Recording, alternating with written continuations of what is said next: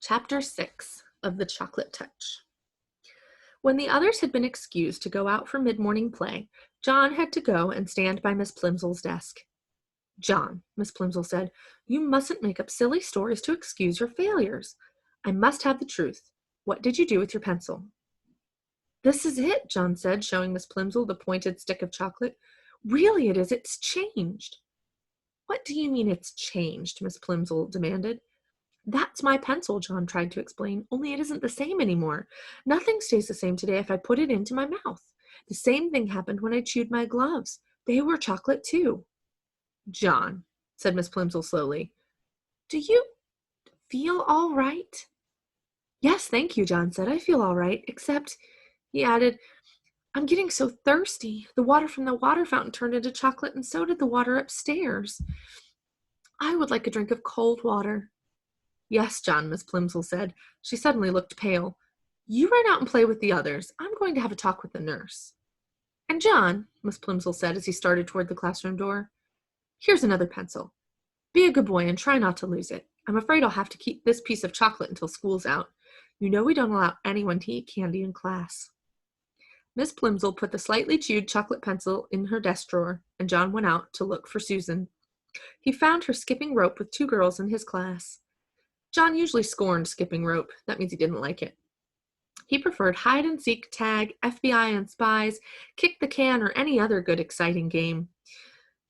Jumping up and down in one place just to avoid being hit by a rope seemed silly to him, but he was sorry for having spoiled Susan's silver dollar, and he was willing to make a sacrifice. "Susan," he said.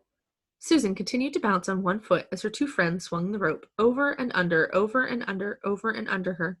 She didn't seem to notice John. "I'll skip with you," he offered. Susan stopped, and the rope was caught by her shins.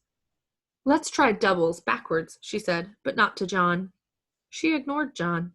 "You go first, Betty. Ellen, you go second. I'll go last. The one who does it the most times gets the first slice of my birthday cake." Susan looked at John, raised her eyebrows, shut her eyes, and stuck out the tip of her pink tongue. Then she turned back to the girls and smiled. Ellen whispered in Betty's ear, and Betty whispered in Susan's ear. Then all three of them looked at John and at each other again and burst out laughing. "Oh, Susan," John protested, "I didn't mean to do it. The trouble is there's something magic about me today. Everything I put into my mouth turns into chocolate." The girls giggled. "You wouldn't like it," said John, who was beginning to feel sorrier for himself than he had ever felt before. "I think it's getting worse," he added reproachfully. "At first just the part of my mouth turned to chocolate, but when I nibbled the end of my pencil, the whole pencil changed." "Pooh," Susan said. The others hooted with glee.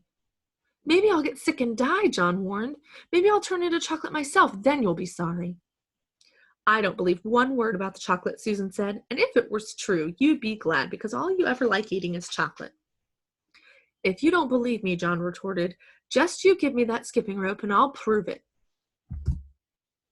The girls looked questioningly at each other for an instant, but as they hesitated, the bell rang and it was time to go back in the classroom.